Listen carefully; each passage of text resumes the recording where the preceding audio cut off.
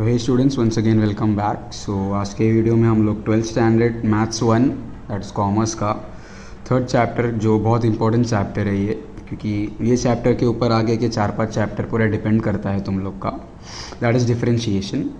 Now students, ये chapter तुम लोग ने 11th स्टैंडर्ड मैथ्स 1 का जो लास्ट चैप्टर है उसमें ये पढ़ाई किया था थोड़ा बहुत। इसके ऊपर जो कॉन्सेप्ट्स थे, जो एक्सरसाइज था उसमें 11th स्टैंडर्ड में, तो तुम लोग को थोड़ा बहुत आइडिया रहेगा ही कि डिफरेंशिएशन होता क्या है। ठीक है, नाउ डिफरेंशिएशन क्या करते हैं, हम लोग फंक्शंस को डेरिवेट करते हैं, डिफरेंट टाइप्स ऑफ फंक्शंस रहता है।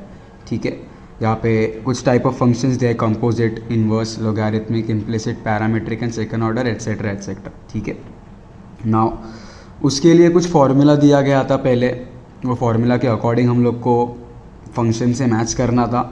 ठीक है, और फिर फार्मूला अप्लाई करके उसको डेरिवेट करना था। सो पहला कुछ रिवीजन कर लेते हैं हम लोग ये चैप्टर के ऊपर और फिर एक्सरसाइज की तरफ बढ़ेंगे।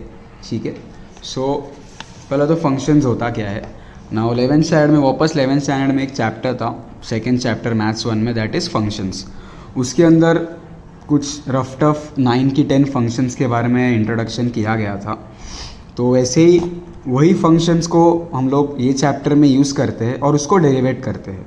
ठीक है, सो सबसे पहला फंक्शन कौन सा है, लोगैरिथम। ठीक है, logarithm function that is log function.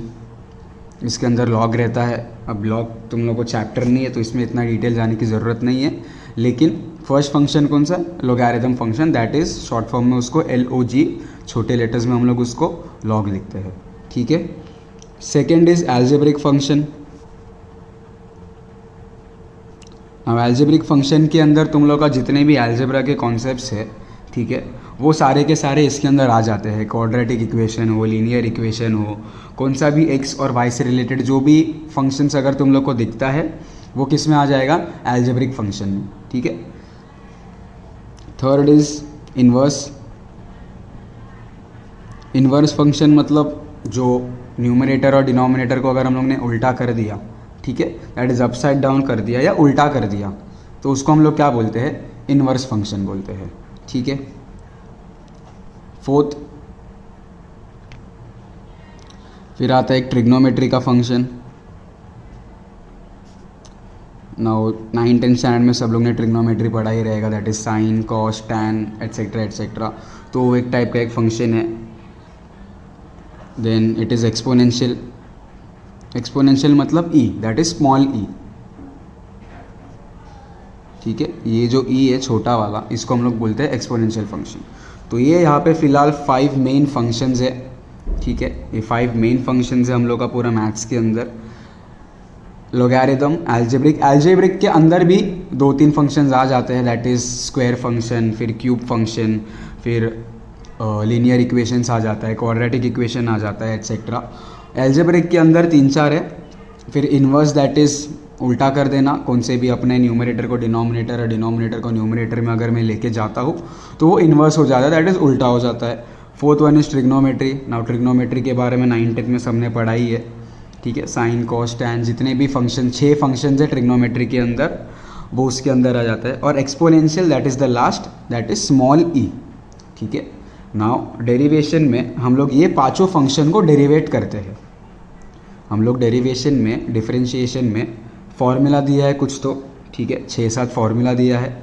हम लोग को क्या करना है, जब भी सम आता है वो सम को फॉर्मूले के साथ कंपेयर करना है। ठीक है, देखना है कि कौन सा फॉर्मूला किसके साथ मैच करता है और फिर उसके अकॉर्डिंगली हम लोग को फॉर्मूला अप्लाई करना है।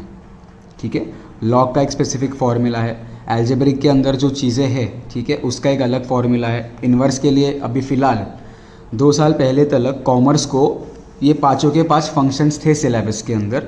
ठीक है, लेकिन 2 साल पहले ही जब पर्सन चेंज हो गया तो इन्वर्स और ट्रिग्नोमेट्री तुम लोग को हटा दिया। अब ये सिर्फ साइंस स्टूडेंट्स के लिए है। ठीक है, वरना 2 साल पहले सब 5 के 5 फंक्शंस हुआ करते थे सिलेबस में। तो ये अच्छा है अभी, क्योंकि ट्रिग्नो और इन्वर्स जब आ जाता है तो बहुत ज़्यादा हार्ड हो जाता है ये चैप्टर। सो अभी फ़िलहाल तुम लोग के लिए सिर्फ 3 फंक्शंस है, एक लोगैरिथम, एक एल्जेब्रिक और एक एक्सपोनेंशियल। इन्वर्स और ट्रिग्नोमेट्री तुम लोग को पढ़ना नहीं है। तो तुम लोग को सिर्फ 3 फंक्शंस के ऊपर 7 फॉर्मूला है, 7 फार्मूला को याद करना है, ठीक है। कौन से सम्स में डायरेक्टली फार्मूला मैच हो जाते हैं तुम लोगों को सिर्फ अप्लाई करना है, और कभी कभी तुम लोगों को थोड़ा बहुत सिंप्लीफिकेशन करना है, थोड़ा दिमाग लगाना है, उसको मैं कैसे सिंप्लीफाई करूँ कैलकुलेट करके, ताकि फिर मैं उसको डिफरेंशिएशन का फार्मूला अप्लाई कर सकूँ, ठीक है स्टूडेंट्स। तो अभी लिखते कैसे हैं डेरिवेशन, नाउ सबको पता है डेरिवेशन को कैसे लिखते हैं। नाउ ये जितने भी फंक्शंस हैं, ठीक है, ये फंक्शन को हम लोग रिप्रेजेंट करते हैं with the help of a variable. क्या बोल रहा हूँ मैं, ये जितने भी फंक्शंस हैं, ठीक है, मैथ्स के अंदर जितने भी फंक्शंस हैं, और भी बहुत सारे फंक्शंस हैं, अभी 11th-12th में इतना ही पढ़ाया जाता है। तो मैथ्स के अंदर जितने भी फंक्शंस हैं, हम लोग सारे के सारे फंक्शंस को एक स्पेसिफिक वेरिएबल के मदद से उसको रिप्रेजेंट करते हैं, ठीक है। नाउ मैथ्स में सबसे फेमस 2 वेरिएबल्स कौन से हैं, x and y, that is small x and small y. ये क्या होता है मेरा वेरिएबल्स, ठीक है। मैथ्स के अंदर जो छोटे छोटे लेटर्स रहते हैं that is variables. Now algebraic function suppose, ठीक है, अब मैंने बोला तुम लोगों को क्वाड्रेटिक इक्वेशन का जनरल इक्वेशन लिख के बताओ। नाउ क्वाड्रेटिक इक्वेशन का जो जनरल इक्वेशन क्या है, ax² + bx + c = 0, ठीक है। ये क्या है मेरा क्वाड्रेटिक इक्वेशन। और क्वाड्रेटिक कौन से कैटेगरी में जाता है, अलजेब्रिक के कैटेगरी में। क्वाड्रेटिक इक्वेशन कौन से कैटेगरी में जा रहा है, ये ऊपर 5 में से अलजेब्रा केस में, ठीक है। अब जो अभी मैंने जो सेंटेंस बोला कि हम लोग कौन से भी इक्वेशन को, ठीक है, कौन से भी फंक्शन को हम लोग रिप्रेजेंट करते हैं with the help of variable. यहाँ पे मैंने कौन सा वेरिएबल यूज़ किया, एक्स। नाउ इसके अंदर a b c ये सारे क्या रहते हैं, नंबर्स रहते हैं। ये तो सबको पता है, 10th स्टैंडर्ड में अलजेब्रिक जो था, अलजेब्रा के अंदर क्वाड्रेटिक इक्वेशन का टॉपिक था, हम लोग उसको सॉल्व करते थे, ठीक है। सो ये उसका जनरल इक्वेशन है, हर फंक्शन का एक जनरल इक्वेशन रहता है। सो इसमें a b c नंबर्स है और x² and x these are variables. Now we are with the help of x we are representing quadratic equation. तो इसके अंदर मैं कितने भी कौन सा भी यहाँ पे फंक्शन ले लूँ, मैं वेरिएबल के मदद से उसको रिप्रेजेंट कर सकता हूँ। कौन सा भी मैंने मनपसंद मेरा वेरिएबल ले लिया, x y z। अब मैथ्स के अंदर मोस्टली 3 वेरिएबल्स को हम लोग काउंट करते हैं, that is x y and z, और बाकी के जो भी मोस्टली नंबर्स आते हैं a b c k l m n, ये सारे कांस्टेंट या नंबर्स रहते हैं, ठीक है। सो मैं उसके ऊपर ही काउंट रखूँगा, that is x y n, कभी कभी z भी हम लोग यूज़ करते हैं, ठीक है। तो अगर मैंने बोला मेरे को ट्रिग्नोमेट्री का एक फंक्शन लिखना है, तो ट्रिग्नोमेट्री का सबसे पहला वाला कौन सा है, साइन, ठीक है। अब साइन को अगर मुझे कौन सा वेरिएबल देना, तो मैं साइन एक्स लिख सकता हूँ, या कॉस एक्स लिख सकता हूँ, टैन एक्स लिख सकता हूँ। अब यहाँ पे मैंने ट्रिग्नोमेट्रिक के फंक्शंस को रिप्रेजेंट किया वापस से with the help of variable, ठीक है, या sine y, cos y, tan z etcetera. अब इसके अंदर अब एक्सपोनेंशियल को अगर मुझे वेरिएबल की मदद से लिखना है, तो मैं e⁻x लिखूँगा, क्योंकि e का नंबर चेंज होते जाएगा जब मैं x के जगह पे कुछ नंबर या कुछ अलग चीज़ डाल दूँ तो, ठीक है। सो ये था तुम लोग का एकदम बेसिक ये चैप्टर के अंदर। ये बहुत इंपॉर्टेंट चैप्टर है, आगे के जितने भी चैप्टर्स है इसके ऊपर पूरा डिपेंड करता है, ठीक है। नाउ अभी ये चैप्टर का जो main cheese that is differentiation.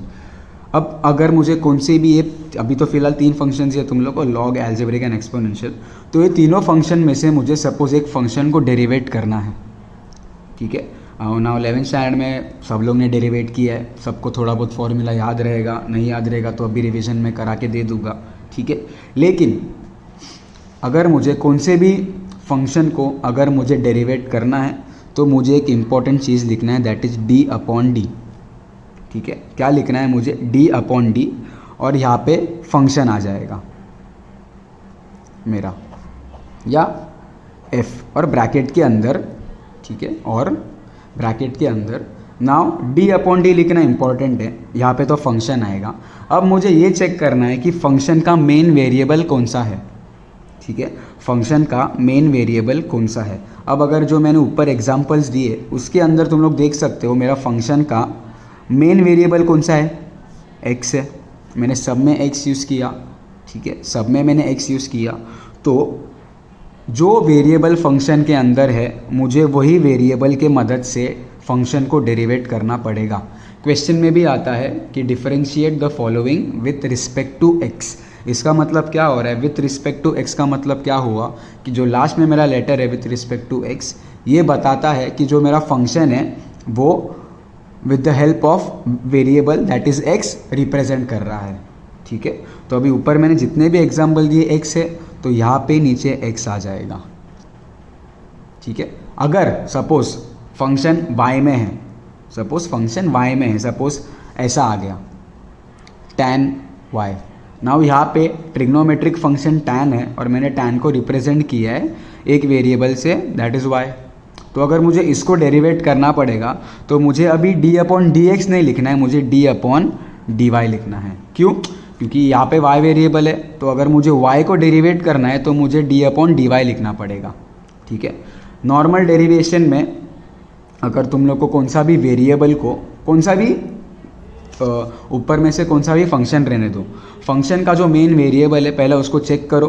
अगर क्वेश्चन में ऑलरेडी दिया है, मोस्टली क्वेश्चन में लोग ऑलरेडी देते हैं कि derivate the following with respect to x या विथ रिस्पेक्ट टू वाई। अगर उन लोग ने विथ रिस्पेक्ट टू एक्स बोला है तो भले क्वेश्चन के अंदर वाई आने दो, एक्स आने दो, जेड आने दो, कुछ भी आने दो, अगर क्वेश्चन में क्लियरली उन लोग ने बोला है कि derivate with respect to x, तो तुम लोग को d/dx से लिखना पड़ेगा, भले उसके पास y हो, x हो, z हो, कुछ भी हो। लेकिन अगर क्वेश्चन में सपोज वो लोग ने नहीं बोला है, बस बोला है कि डेरिवेट या डिफरेंशिएट द फॉलोइंग, ठीक है, तो ऐसे टाइम पे तुम लोग को चेक करना है कि फंक्शन का कौन सा वेरिएबल है, तो उसके हिसाब से तुम लोग को d/d और उसके बाजू में वेरिएबल यूज़ करना है, क्योंकि सेम वेरिएबल को डेरिवेट करेगा नॉर्मल कंडीशन के अंदर। x को डेरिवेट करेगा, y को डेरिवेट करेगा, z को डेरिवेट करेगा। ठीक है, तो अगर सपोज इधर कुछ ऐसा आ गया, अगर मैंने लिख लिया y3, ना y3 आ जाता है एल्जेब्रिक इक्वेशन में। ठीक है, तो अगर यहाँ पे मुझे y3 को अगर डेरिवेट करना है और अगर क्वेश्चन में स्पेसिफाई नहीं किया है कि derivate with respect to what, तो चुपचाप से d/dy लिख देने का। क्यों? क्योंकि यहाँ पे y है, क्वेश्चन में लोगों ने कुछ भी मेंशन नहीं किया है, तो अगर मुझे y को डेरिवेट करना है तो मुझे y का हेल्प लेना ही पड़ेगा। अगर x⁴ है तो अब यहाँ पे x आ गया, तो अभी मैं d/dy नहीं लिखूंगा। क्यों? क्योंकि यहाँ पे x है, तो अभी मैं क्या लिखूंगा, d/dx। ठीक है, सेम वेरिएबल को डेरिवेट करेगा। लेकिन अगर जब अलग हो जाता है चीज़, ठीक है, अगर क्वेश्चन में वो लोग ने x दिया है या y दिया है और उसका उल्टा विथ रिस्पेक्ट टू बोला है, ठीक है, सपोज ऐसा आ जाता है कि वो लोग ने क्वेश्चन में बोला है derivate with respect to x और क्वेश्चन आ गया y⁵ अभी यहाँ पे तुम लोग बोलोगे ये तो अलग हो गया। अभी आपने बोला कि अगर तुम लोगों को कौन सा भी वेरिएबल को डेरिवेट करना है तो सेम को डेरिवेट करेगा, बराबर, x को, y को। ठीक है, तो ऐसे इसमें टेंशन नहीं लेना है। ऐसे टाइप को हम लोग बोलते हैं composite function, that is mix function या तो डबल फंक्शन। ठीक है, जब भी विथ रिस्पेक्ट टू एक अलग वेरिएबल है और क्वेश्चन के अंदर अलग वेरिएबल है, ठीक है, x y या इसका उल्टा, यहाँ पे y आ गया, यहाँ पे x आ गया, तो ऐसे टाइप को हम लोग बोलते हैं कंपोजिट फंक्शन या डबल फंक्शन। जब वो स्टार्ट करेंगे तो हम लोग देख लेंगे। ठीक है, लेकिन नॉर्मली सेम वेरिएबल को डेरिवेट करता है। अगर दोनों अलग अलग आ गया, यहाँ पे x है और यहाँ पे y है, तो इसको हम लोग बोलते हैं डबल फंक्शन या मिक्स फंक्शन। क्यों? क्योंकि इसके अंदर दो वेरिएबल आ गए, तो उसको सॉल्व करने का अलग तरीका है। अभी 11th स्टैंडर्ड के अंदर तुम लोग ने सिर्फ एक सिंगल फंक्शन को डेरिवेट किया, दैट इज़ x को या तो सिर्फ y को। ठीक है, सो यहाँ पे कुछ डाउट नहीं रहना चाहिए। 5 टाइप के फंक्शंस है, log, algebraic, inverse, trigonometry, exponential. इसके अंदर इन्वर्स और ट्रिग्नोमेट्री तुम लोग को नहीं है, सिर्फ लॉग, एल्जेब्रिक और एक्सपोनेंशियल। एल्जेब्रिक के अंदर और 3-4 टाइप आ जाते हैं, उसके हम लोग को डिटेल में नहीं पढ़ना है। ठीक है, वेरिएबल्स को मैंने बता दिया कि हम लोग सब फंक्शंस को with the help of variables लिख सकते हैं। और अगर मुझे कौन से भी फंक्शन को डेरिवेट करना है, अगर क्वेश्चन में ऑलरेडी स्पेसिफाइड है तो टेंशन नहीं लेने का, अगर नहीं है तो चेक करने का कि फंक्शन के पास कौन सा वेरिएबल है और फिर उसके अकॉर्डिंगली नीचे लेटर लिखने का।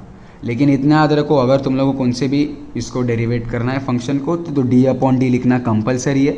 और फिर फंक्शन के बाजू वाला लेटर चेक करने का। अगर सपोज ऐसा आ गया x⁵, तो यहाँ पे मेन वेरिएबल मेरा x है, तो यहाँ पे आ जाएगा x। फिर इतना लिखने के बाद तुम लोग को फॉर्मूला से कंपेयर करना है। ठीक है, 7 फॉर्मूला दिया है, जो 11th स्टैंडर्ड में फॉर्मूला थे सेम वो इसके अंदर है। ठीक है, सो अभी मैं फॉर्मूला बता देता हूँ तुम लोग को।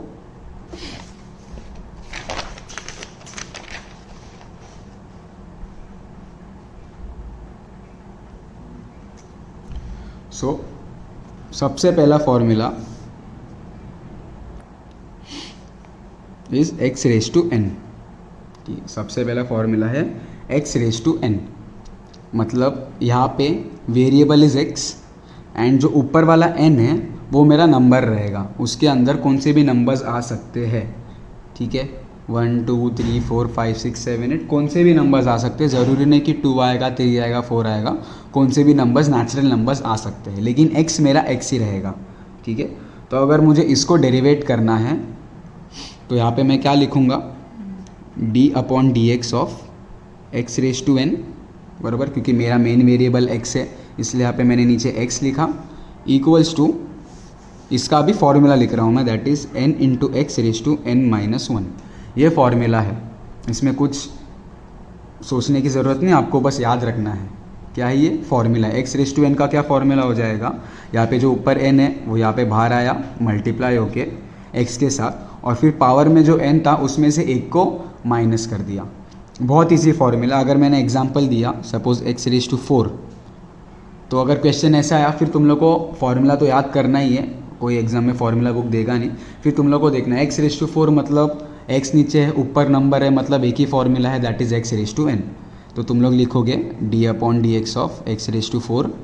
नाउ कंपेयर करोगे फॉर्मूले के साथ, this is x raise to n, this is x, n की जगह पे अभी 4 है, इसका फॉर्मूला अगर n x raise to n minus 1 है तो यहाँ पे भी क्या हो जाएगा, 4 बाहर आ जाएगा फॉर्मूला के हिसाब से, x वैसे के वैसे, और पावर में क्या आएगा 4 minus 1, that is equals to 4x, 4 minus 1 कितना हो जाएगा 3।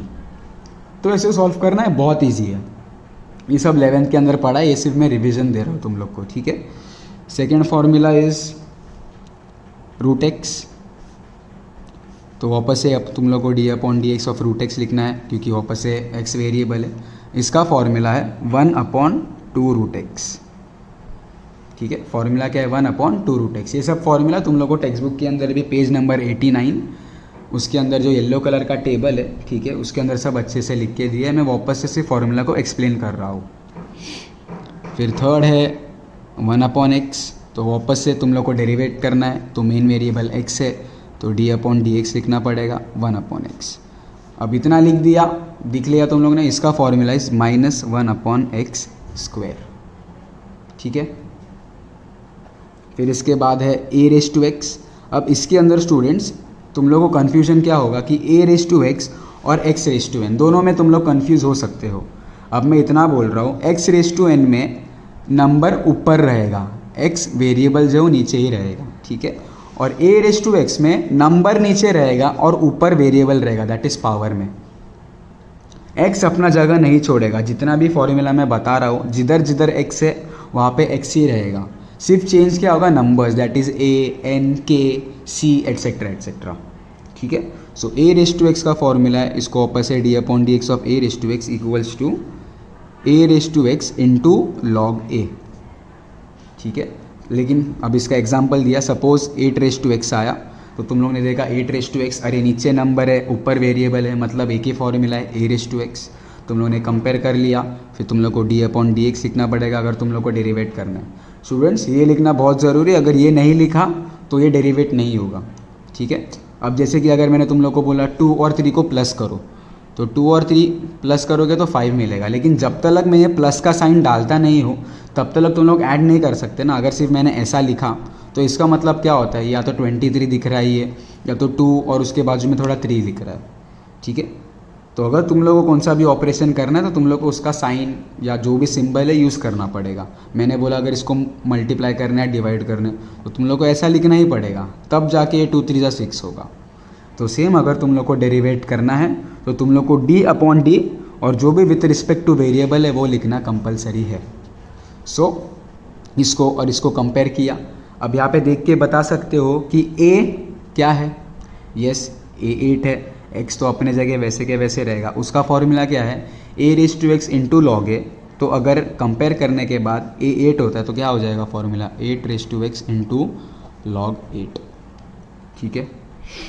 फिर इसके बाद ई रेस टू एक्स, ये सबसे इजी फॉर्मूला है। ई रेस टू एक्स का हमेशा सेम रहेगा। एक्सपोनेंशियल को तुम लोग डेरिवेट करो या इंटीग्रेट करो, कुछ भी करो, उसका फॉर्मूला सेम ही रहने वाला है। ई रेस टू एक्स का ई रेस टू एक्स है, ठीक है। ये था fifth formula. Sixth one is log x, ये मेरा लॉग वाला फंक्शन है। अब इसके अंदर भी मेन वेरिएबल एक्स है मेरा, तो d upon d x of log x लिखो इक्वल्स टू 1 अपॉन एक्स, इसका ये फॉर्मूला है, ठीक है। और एक बात, अगर सिर्फ नंबर आता है, ठीक है, सिर्फ के, सपोज सिर्फ नंबर, सिंगल नंबर, कौन सा भी नंबर आए, 23, 4, 5, 67, 9, कौन सा भी नेचुरल नंबर आया, और अगर वो सिर्फ अकेला है और बोला कि इसको डेरिवेट करना है, कभी कभी समझ में आ जाता है, तो अगर तुम लोग ने सिर्फ नंबर को डेरिवेट किया स्टूडेंट्स, तो उसका आंसर 0 है, ठीक है। सिर्फ अगर नंबर को डेरिवेट किया तो उसका आंसर 0 है, ठीक है। तो अगर सपोज ऐसा आया, तुम लोग को 9 को डेरिवेट करना है, तो d upon d x of 9 equals to 0 हो जाएगा। इसमें कुछ भी सोचने जैसा नहीं है, ठीक है।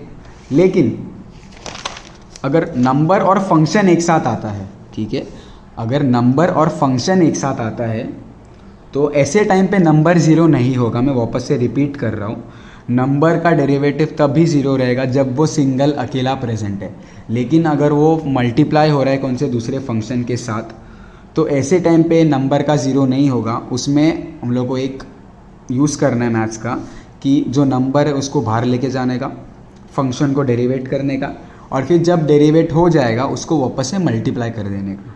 तो सपोज़ ऐसे कुछ आता है 9 log x, ठीक है।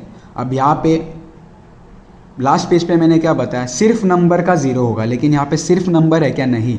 9 नंबर जो है वो मल्टीप्लाई हो रहा है, किसके साथ मल्टीप्लाई हो रहा है, log x के साथ, ठीक है। तो ऐसे टाइम पे 9 का 0 नहीं होगा। अभी इसको कैसे, इसको डेरिवेट कर दूंगा मैं D upon d x of 9 log x, ठीक है। अब इसके अंदर मैंने क्या बोला, ये स्टेटमेंट याद रखो, नंबर बाहर जाएगा, अंदर जो फंक्शन बचेगा उसको डेरिवेट कर देने का, और फिर डेरिवेट करने के बाद दोनों को वापस से मल्टीप्लाई करने का।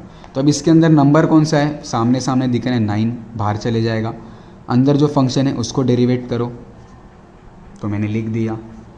अब log x का डेरिवेशन क्या है, फॉर्मूला क्या है, अभी जस्ट लास्ट पेज पे बताया 1 मिनट पहले। log x का है 1 अपॉन एक्स, तो मैं फॉर्मूला यूज़ कर दूंगा 1 अपॉन एक्स, तो ये हो जाएगा मेरा फाइनल आंसर। इसको मल्टीप्लाई करके लिख देने का, 9 1 9 और अपॉन एक्स, ठीक है।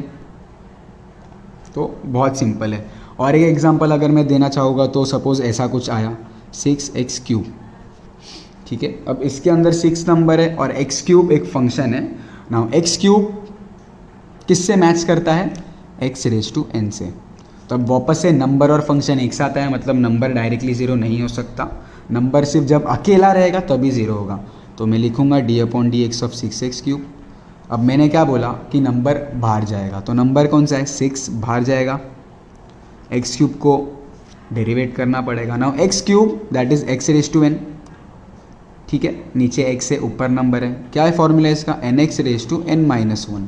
इसमें n क्या है स्टूडेंट्स, 3, पावर में n है, यहाँ पे पावर में 3 है, मतलब n3 हो जाएगा। तो क्या हो जाएगा इसका, 6 पहले से बाहर, इसका फॉर्मूला क्या हो जाएगा, nx raise to n minus 1, मतलब 3x raise to 3 minus 1, that is 6 into 3x raise to 3 minus 1 कितना हो जाएगा, 2। अब मैंने क्या बोला, लास्ट में वापस से सबको मल्टीप्लाई कर देने का, तो 6 3 ज़ा 18x², ये रहा मेरा फाइनल आंसर, ठीक है। तो स्टूडेंट्स अभी तक मैं सिर्फ बेसिक बता रहा हूँ तुम लोग को, तो इसके बाद जो नेक्स्ट वीडियो है मैं एक्सरसाइज स्टार्ट करूँगा, तो अभी तक सिर्फ बेसिक बताया था, ठीक है। और एक फॉर्मूला है जो यूज़ करते हैं हम लोग, दैट इज़ ओनली x। जब x सिर्फ अकेला आता है, x के पास कुछ भी नंबर नहीं है, उसके पास कुछ भी पावर नहीं है, ठीक है, पावर में कुछ भी नहीं है, तो इसका फॉर्मूला है 1, that is d upon d x of x equals to 1 हो जाएगा, ठीक है। और इसके साथ भी सेम केस, अगर नंबर और फंक्शन एक साथ आते हैं स्टूडेंट, कौन से भी नंबर या फंक्शन एक साथ आने दो, तुम लोग को एक रूल याद रखना है, ज़रूरी नहीं कि सिर्फ x के साथ आएगा या log के साथ आएगा। अगर नंबर और कौन सा भी फंक्शन हो, रूट एक्स हो, 1 अपॉन एक्स हो, a रेज टू x हो, कुछ भी हो, अगर वो लोग एक साथ आते हैं तो नंबर को बाहर लेने का चुपचाप, चाहिए तो लिख के ले लो, नंबर को बाहर लो, अंदर वाले फंक्शन को डेरिवेट करो फॉर्मूला अप्लाई करके, और फिर लास्ट में उसको वापस से मल्टीप्लाई कर दो, ठीक है। तो ये रहा पूरा मेरा फॉर्मूला वाला सेक्शन। अब इसके अंदर और 2-3 थोड़े बहुत फॉर्मूला है, दैट इज़ एक फॉर्मूला है u इंटू वी का। u इंटू वी का मतलब क्या होता है, जब दो डिफरेंट फंक्शंस आपस में मल्टीप्लाई हो रहे हो। इसका मतलब क्या है, टू डिफरेंट फंक्शंस मल्टीप्लाई हो रहा है, ठीक है। अब अगर मैंने दो अलग अलग फंक्शन को मल्टीप्लाई किया तो वो एक साथ मर्ज नहीं हो सकते ऑब्वियसली। अगर मैंने x square into y square लिखा तो ये मल्टीप्लाई नहीं होगा, क्योंकि ये दोनों अलग वेरिएबल है। अगर मुझे कुछ भी मल्टीप्लाई या प्लस माइनस करना है मैथ्स के अंदर, तो उसका जो फंक्शन है, उसका जो वेरिएबल या नंबर है, सब सेम रहना चाहिए। एक्स स्क्वायर एक्स वाले वेरिएबल के साथ ही मल्टीप्लाई हो सकता है, जैसे कि यहाँ पे x square into x cube, ये क्या हो जाएगा, x raise to 5। Base same है तो पावर ऐड होते हैं, law of indices 7th standard में पढ़ा था। जब बेस सेम रहता है और अगर मल्टीप्लाई हो रहा है कुछ भी, तो पावर को हम लोग क्या करते हैं, ऐड करते हैं। 2 + 3 क्या हो जाएगा, 5। और अगर इसका उल्टा बेस सेम है और अगर डिवाइड हो रहा है तो पावर माइनस होता है, दैट इज़ लोग कैंसिल आउट कर देते हैं, ठीक है। तो ये भी एक बेसिक रूल है कि मैथ्स में अगर तुम लोग कुछ भी प्लस या माइनस करना है वेरिएबल्स के साथ, तो वेरिएबल सेम रहना चाहिए। जैसे कि x + x 2x देगा, ठीक है। x into x x square देगा, ये मल्टीप्लाई हो रहा है। लेकिन x + y ऐसा कुछ 2y ऐसा कुछ भी नहीं देता, x + y x + y and x into y x into y only, ठीक है। तो जब भी दो अलग अलग फंक्शंस आपस में मल्टीप्लाई होते हो तो इसका एक अलग फॉर्मूला है, that is u derivative v plus v derivative u। मतलब दोनों फंक्शन को एक एक बार डेरिवेट करना है। पहले वाले में u बाहर गया, मैंने v को डेरिवेट किया, फिर दूसरे वाले में अब मैंने v को डेरिवेट किया ना, तो इसलिए अभी v बाहर जाएगा और अंदर u डेरिवेट होगा। दिस इज़ मल्टीप्लिकेशन का u into v rule, this is u v rule. जब दो अलग अलग फंक्शंस, अभी यहाँ पे मैंने 7 अलग डिफरेंट फंक्शंस का फॉर्मूला दिया, ठीक है। और अगर तुम लोग को समझ में आया कि वो मल्टीप्लाई हो रहा है, तो उसको डायरेक्ट डेरिवेट नहीं करने का स्टूडेंट्स। अगर दो फंक्शंस मल्टीप्लाई होता है डिफरेंशिएशन में, ठीक है, ये स्टेटमेंट को याद रखना, अगर दो फंक्शंस मल्टीप्लाई होता है डिफरेंशिएशन में, तो उसको कभी भी डायरेक्ट डेरिवेट नहीं करने का। अगर प्लस और माइनस हो रहा है तो डायरेक्ट डेरिवेट करने का, क्योंकि प्लस माइनस डायरेक्टली स्प्लिट हो जाता है। लेकिन जब मल्टीप्लाई हो रहा हो तो तुम लोग को ये फॉर्मूला कंपलसरी यूज़ करना ही है, मैंडेटरी है। क्या, दोनों में से एक को पहले बाहर निकालने का, फिर एक को डेरिवेट करने का, फिर जिसको डेरिवेट किया है उसको बाहर निकालने का और पहले वाले को डेरिवेट करने का। तो इसके अंदर u इंटू वी है, तो पहले मैंने u को बाहर निकाला तो v बच जाएगा, तो उसको डेरिवेट किया। अब मैंने v को डेरिवेट कर दिया ऑलरेडी, तो अगले स्टेप में मैंने v को बाहर निकाला और u को डेरिवेट किया, ठीक है। तो एक एग्जांपल देता हूँ मैं इसका u इंटू वी का। तो सपोज़ यहाँ पे दो अलग फंक्शन ले लिया, सपोज़ मैंने x रेज टू 5, ये x रेज टू n है,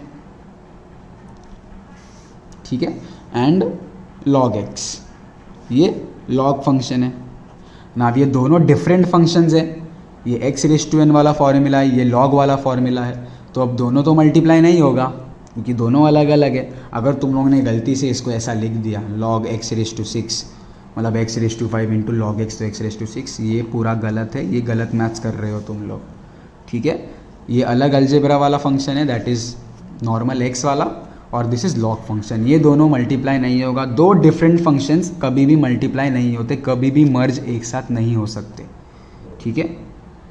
तो ऐसे टाइम पे अब ये मल्टीप्लाई हो रहा है तो मैं डायरेक्ट डेरिवेट नहीं कर सकता, तो अभी यहाँ पे मुझे u इंटू वी का रूल यूज़ करना पड़ेगा। तो जो पहला वाला है उसको मैं u ले लूँगा, दूसरे वाले को ऑब्वियसली क्या लूँगा, v। तो अब अगर उसको मुझे डेरिवेट करना है तो d/dx of x raise to 5 into log x। तो स्टूडेंट्स इसके अंदर मैंने u क्या लिया था, x raise to 5, and v को क्या लिया है, log x। So u into v का फॉर्मूला अभी जस्ट मैंने लास्ट पेज पे बताया, क्या है, u derivative v plus v derivative u। तो अभी बस मेरे को क्या करना है, ये जो मैंने लिया है ये फॉर्मूले के अंदर सब्स्टिट्यूट करना है। तो x raise to 5 d/dx of log x plus log x d/dx of x raise to 5। तो अभी मैंने जस्ट जब वीडियो स्टार्ट किया था तभी मैंने क्या बोला था, अगर कौन से भी डेरिव या फंक्शन को तुम लोग को डेरिवेट करना है तो तुम लोग को d/dx लिखना कंपलसरी है। तो स्टूडेंट्स जो फंक्शन के पहले, ठीक है, प्रीफिक्स में पहले लेफ्ट साइड में d/dx है, सिर्फ वो डेरिवेट होगा। अभी कोई लोग क्या गलती करते आते हैं कि यहाँ पे x⁵ को भी डेरिवेट कर देंगे। नहीं, क्यों? क्योंकि x⁵ के पहले कुछ भी नहीं है, वहाँ पे डेरिवेटिव का फंक्शन है ही नहीं, तो तुम लोग डेरिवेट नहीं कर सकते हो। तो मैं वापस से रिपीट कर रहा हूँ कि जो फंक्शन के पहले d/d है सिर्फ वो डेरिवेट होगा। तो x⁵ के पहले कुछ नहीं है तो वो वैसे के वैसे ही रहेगा। नाउ log x के पहले है d/dx तो log x डेरिवेट होगा। log x का formula is 1/x, very good, plus now log x के पहले भी कुछ नहीं, log x के पहले सिर्फ प्लस है, log x के पहले d/dx है क्या? नहीं है, तो ये डेरिवेट नहीं होगा। तो log x को वैसे के वैसे। Next function is x⁵। Now x⁵ के पहले है d/dx, यस, तो इसको डेरिवेट करना है। नाउ x⁵ कौन से फॉर्मूले से मैच करता है? x⁴n से। अब इसमें ट्रिक है कि स्टूडेंट्स अगर तुम लोग को पावर में नंबर दिख जाता है, पावर मतलब जो ऊपर रहता है, अगर तुम लोग को उधर नंबर दिख जाता है तो चुपचाप x⁵n का फॉर्मूला यूज़ करो। तो x⁵n का फॉर्मूला क्या है? n × x⁻n−1। यहाँ पे n क्या है students? Clearly 5, so 5 × x⁻n−1 that is 5 - 1 that is 4। अब ये तुम लोग डायरेक्टली करो, तुम लोग स्टेप्स फालतू में बढ़ाओ मत, डायरेक्टली तुम लोग प्लस माइनस कर सकते हो। तो नाउ अभी तुम लोग चाहिए तो तुम लोग इसको ही फाइनल आंसर रख सकते हो। एक बार तुम लोग ने फॉर्मूला अप्लाई कर दिया, ठीक है, जब भी तुम लोग ने फॉर्मूला अप्लाई कर दिया वो वाले नेक्स्ट स्टेप में तुम लोग को d/dx नहीं लिखना है, ठीक है। जब तक तुम लोग फॉर्मूला यूज़ नहीं करते हो तब तक d/dx लिखना है। एक बार तुम लोग ने फॉर्मूला लिख दिया उसके बाद d/dx नहीं आएगा, और एक बार तुम लोग ने ये हटा दिया दैट इज़ डेरिवेट कर दिया, वो हम लोग का फाइनल आंसर है। अगर चाहिए तो तुम लोग इसको आगे सिंप्लीफाई भी कर सकते हो, या तो तुम लोग इसको वैसे के वैसे भी लिख सकते हो। अगर ऐसे लिखा तो भी प्रॉब्लम है, नहीं ये प्रॉब्लम, लेकिन अगर इसको सिंप्लीफाई करना है तो यहाँ पे देखो x⁵ और x दोनों सेम है, ये नीचे है दैट इज़ डिनोमिनेटर में, मतलब एक कैंसिल आउट हो सकता है, एक x पूरा गया, 5 में से 1 चले जाएगा। अब ये दोनों अलग है तो इसको सिर्फ नॉर्मल मल्टीप्लाई करके लिखना है। सो x⁴, एक मैंने कैंसिल किया तो प्लस × 1 वही देगा log x एंड 5x⁴। तो ये मेरा प्रॉपर फाइनल आंसर है with the help of u × v, ठीक है। अगर किसने डायरेक्टली इसको डेरिवेट कर दिया 5x⁴ × 1/x तो ये रॉन्ग है, क्योंकि ये मल्टीप्लाई हो रहा है, और मल्टीप्लिकेशन के लिए तुम लोग को कंपलसरी u × v का फॉर्मूला यूज़ करना ही है, ठीक है। सो इसके बाद मल्टीप्लिकेशन वाला हो गया, तो और एक है डिवीजन के लिए, ठीक है। प्लस माइनस में डायरेक्ट डेरिवेट करने का, लेकिन जब मल्टीप्लाई और डिवाइड होता है तो तुम लोग को फॉर्मूला यूज़ करना पड़ता है। तो मल्टीप्लिकेशन का बता दिया, अब डिवीजन की बारी, दैट इज़ दो अलग अलग फंक्शन डिवाइड हो रहे हैं, दैट इज़ u/v, डिनोमिनेटर में आ गया मतलब डिवाइड। तो अगर जब मुझे इसको डेरिवेट करना है, जब दो डिफरेंट फंक्शन डिवाइड हो रहे हैं, फॉर एग्जांपल log x/e⁻x, कौन सा भी फंक्शन हो, ये मैंने एग्जांपल दे दिया। अब ये दोनों अलग है तो दोनों डिवाइड होएंगे नहीं, और इसको मैं डायरेक्ट डेरिवेट भी नहीं कर सकता क्योंकि u/v का फॉर्मूला भी एक है। सो इसका formula d/dx of u/v equals to, इसका फॉर्मूला है v, ये तुम लोग को याद रखना है, ये पूरा कंपलसरी है, इसका ऑर्डर तुम लोग चेंज नहीं कर सकते ये फॉर्मूला का, ठीक है स्टूडेंट्स, जैसे है वैसे यूज़ करना है। v, अब मैंने v को बाहर निकाला तो u को डेरिवेट करेंगे, हो गया। नाउ माइनस, डिवाइड के अंदर माइनस है, ठीक है। फिर अब मैंने अगर u को डेरिवेट किया तो मैं u को बाहर निकाल दूंगा, क्या बच गया मेरा, v को डेरिवेट नहीं किया तो dv/dx the whole upon v², ये पूरा फॉर्मूला है। क्या बोल रहा हूँ मैं, v डेरिवेटिव u, पहले v को बाहर निकालने का, u को डेरिवेट किया, फिर u को डेरिवेट कर दिया तो u बाहर आ जाएगा और v को डेरिवेट करेंगे, फिर द होल अपॉन v², ठीक है। तो अगर मैंने ये वाले इक्वेशन को अगर मैंने डेरिवेट करने को देख रहा हूँ तो इसमें u क्या है मेरा log x, v क्या है मेरा e⁻x। तो अगर मुझे इसको डेरिवेट करना है d/dx ऑफ log x/e⁻x, तो मुझे u अपॉन v का फॉर्मूला यूज़ करना पड़ेगा, जिसमें ये u है, ये v है। इसका फॉर्मूला अब भी ऊपर लिखा है, तो बस मुझे फॉर्मूले में अप्लाई करना है। v e raise to x है, u log x है। फॉर्मूला याद करो तुम लोग, ये सब याद करना है, ठीक है ना। फॉर्मूले में बस वैल्यूज पुट करना है। पहला वो क्या है, v क्या है मेरा, e रेस टू x, तो e रेस टू x। फिर d upon d x of, किसको डेरिवेट करना है, u को। u क्या है मेरा, log x, तो log x आ जाएगा। फिर क्या उसके बाद माइनस, फिर क्या है u क्या है मेरा, वापस से log x। फिर d upon d x of derivate of v क्या है मेरा, वापस से e raise to x, the whole upon v square. v is मेरा e रेस टू x, तो e रेस टू x का स्क्वेयर। बस हो गया। अब मैंने फॉर्मूला डाल दिया, लेकिन यहाँ पे सम खत्म नहीं हुआ है, क्यों, क्योंकि मैंने अभी तक डेरिवेट किया ही नहीं है। तो अब इसके बाद मैं क्या करूँगा, डेरिवेट करूँगा।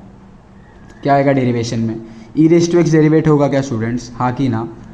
अगर तुम लोग ने हाँ बोला रहेगा तो रॉन्ग है, क्यों, क्योंकि अब भी जस्ट मैंने 5 मिनट पहले बताया, सिर्फ और सिर्फ जो फंक्शन के पहले दैट इज़ लेफ्ट साइड में d अपॉन डी है, सिर्फ वो डेरिवेट होगा। तो e रेस टू x के लेफ्ट साइड में कुछ भी नहीं है, मतलब वो वैसे के वैसे ना। log x के पहले है d अपॉन डी एक्स, तो वो डेरिवेट करेंगे, तो log x का क्या हो जाएगा 1 upon x, minus log x के पहले है d अपॉन डी, नहीं, तो log x वैसे के वैसे। e रेस टू x का क्या है formula, e raise to x, तो the whole upon e raise to x the whole square. So ये है मेरा पूरा डेरिवेशन, जो मैंने पूरा बेसिक्स जो कॉन्सेप्ट थे सब एक्सप्लेन कर दिए मैंने, ठीक है। सो जो नेक्स्ट वीडियो है उसके अंदर हम लोग सम स्टार्ट करेंगे। नाउ जो बेसिक सम्स थे तुम लोग ने 11th स्टैंडर्ड में कर दिया, और मैंने थोड़ा बहुत अभी क्लियर भी कर दिया, तो मैं वापस से नहीं बताऊंगा। हम लोग डायरेक्टली डबल फंक्शन स्टार्ट करेंगे, दैट इज़ कंपोजिट फंक्शन, ठीक है। मतलब अलग अलग वेरिएबल आएगा उसके अंदर, या बहुत कुछ आएगा, ठीक है students. So thank you. So next video में हम लोग मिलते हैं, एक्सरसाइज स्टार्ट करेंगे।